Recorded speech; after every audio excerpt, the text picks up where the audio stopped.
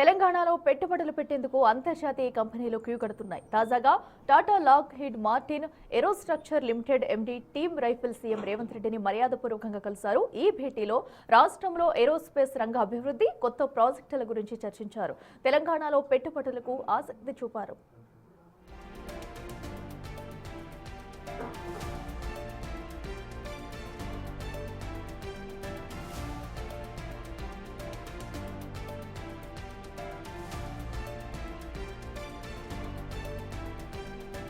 భారత రక్షణ రంగానికి వెన్నెముకగా ఉన్న C-130J సూపర్ హెర్క్యులస్ విమానాల అసెంబ్లీ లైన్ను భారతదేశంలో ఏర్పాటు చేయనున్నట్లు లాక్హీడ్ మార్టిన్ ప్రకటించారు. అంతర్జాతీయ అవసరాల కోసం అత్యంత శక్తివంతమైన F-16 యుద్ధ విమానాల రెక్కలను టాటా అడ్వాన్స్డ్ సిస్టమ్స్ లిమిటెడ్తో కలిపి ఉత్పత్తి చేసేందుకు ఒప్పందం కుదుర్చుకున్నట్లు సంస్థ వెల్లడించింది. ఈ వింగ్స్ హైదరాబాద్ సమీపంలోని ఆదిపట్ల కేంద్రంగా తయారయ్యే అవకాశం ఉన్నట్లు తెలుస్తుంది.